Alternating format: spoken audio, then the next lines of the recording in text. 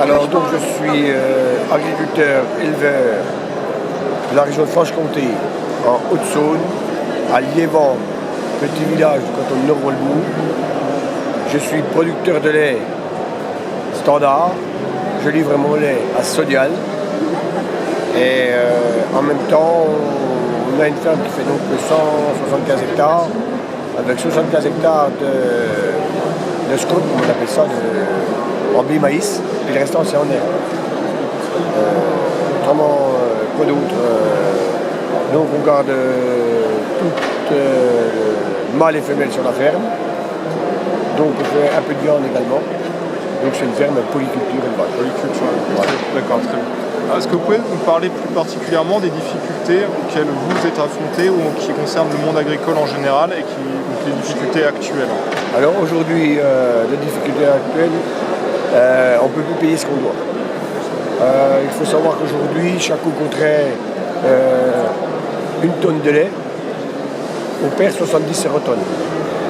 C'est-à-dire que chez nous, on a un quota de lait standard de 730 ml de lait. Vous faites des calculs, 70 €, 7 x 7, 49, en gros, on perd 52 000 € par an sur la ferme, sur le lait standard. Alors, que faire? Que faire?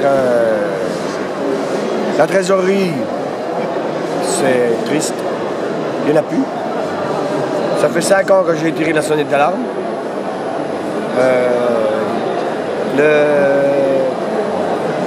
Quelques chiffres.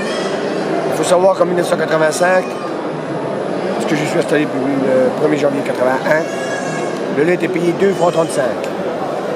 Pour ramener à l'euro, ça fait en gros 36 centimes d'euros. Aujourd'hui, 30 ans après, il est à 28 centimes d'euros. Malgré le coût de l'augmentation. Alors, un autre chiffre. Voilà, un autre chiffre. En 1992, le lait était payé 30 centimes d'euros. 25 ans après, si ça avait suivi l'inflation, il serait à 43 centimes d'euros. Si le lait était payé aujourd'hui, le lait standard de base sur tout le long de l'année à 43 centimes d'euros, les fermes se porteraient bien, on gagnerait notre vie normalement. On ne demande pas de gagner à l'extrême, on demande de gagner notre vie. Moi je dis, tout celui qui se lève tous les matins pour traire des vaches, il a le droit de gagner sa vie en travaillant. Mais aujourd'hui, on perd de l'argent en travaillant. Chaque coup qu'on se lève, on perd de l'argent. Donc c'est inacceptable. Troisième question. Comment est-ce que vous envisagez votre avenir, l'avenir de l'agriculture en France? Alors ça, c'est un grand débat. Est-ce qu'on veut encore des producteurs de lait en France? Est-ce qu'on veut encore installer des jeunes pour les voir mourir à petit feu avec ce système de prix payé aux producteurs? On ne doit pas installer des jeunes dans des conditions comme ça. Si le prix est rémunérateur, il y aura une énergie nouvelle pour que ces jeunes puissent vivre décemment de leur métier. Sinon, après, maintenant, faut-il rétablir les quotas laitiers? Je ne sais pas. Personnellement, j'ai vécu les quotas laitiers. J'étais jeune à l'époque, je suis encore pas trop vieux. J'étais bridé à un moment. J'étais bridé parce que j'étais peut-être un peu anéanti parce que j'avais plus de 200 000 litres de lait à l'époque. Et donc je suis resté 20 ans, 25 ans. Donc il fallait que je fasse avec cette production. Il y avait un prix de lait qui était ce qu'il était. On arrivait à vivre à peu près. Et ça fait 10 ans qu'on ne peut plus vivre ça. On ne peut plus vivre dans ce système-là. Avec ce prix qui est fait aujourd'hui. Maintenant, je pense que le problème, il est au niveau européen.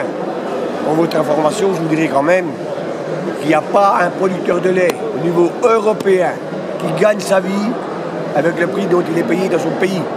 Ça, sachez-le bien. Il ne faut pas raconter d'histoire, ce n'est pas vrai. Il ne faut pas dire qu'il y en a qui gagnent leur vie avec du lait standard dans n'importe quel pays européen. Ça, c'est clair. Alors, dernière question.